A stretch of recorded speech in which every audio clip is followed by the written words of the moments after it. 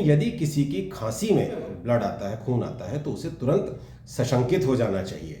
एक बात ध्यान रखें कि चटपटा खाने से या पूरी नींद ना सोने से या अपनी नौकरी में तनाव होने से इन सब चीज़ों से खांसी में खून नहीं आता है। मैं इन बातों का जिक्र इसलिए कर रहा हूँ क्योंकि मुझसे ये बताया जाता है कि साहब कल नॉनवेज खा लिया था इसलिए खांसी में खून आ गया था। तो ध्यान रखें, नॉनवेज खाने से खांसी में खून नहीं आता है। कई बार लोग इस चीज़ को कम करके आंकते हैं कि खून कम आया था, बस एक बार थोड़ा सा आया था डॉक्टर साहब।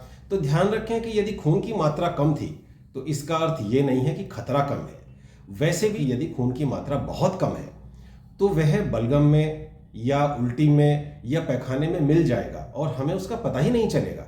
यदि हम रक्त को देख पा रहे हैं तो इसका अर्थ यह है कि इसकी मात्रा बहुत कम नहीं है। खांसी में यानी बलगम में जो खून आता है वो हमारे देश में सबसे ज़्यादा ट्यूबरकुलोसिस तपेदिक के मरीजों में आता है।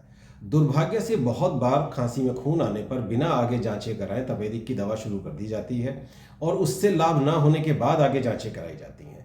इससे हमारी बीमारी की अवस्था बढ़ जाती है, जांच में देरी होती है, इलाज में देरी होती है और हमें अपेक्षित परिणाम नहीं मिलते। यदि कोई डॉक्टर इस वीडियो को देख रहे हैं तो मैं उनसे आग्रह करूंगा कि यदि आप टीबी का, ट्यूबरकुलोसिस का उपचार कर रहे हैं तो पहले ये सुनिश्चित कर लें कि आप ट्यूबरकुलोसिस का ही उपचार कर रहे हैं।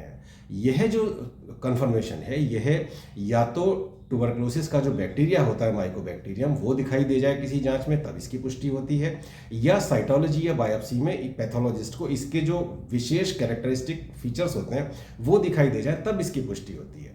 तो यहाँ पर हमें एक बात ये समझनी पड़ेगी कि ट्यूबरकुलोसिस का ट्रीटमेंट शुरू करने से पहले ट्यूबरकुलोसिस की पुष्टि उतनी ही आवश्यक है जितना कि कैंसर का ट्रीटमेंट शुरू करने से पहले कैंसर की पुष्टि होना।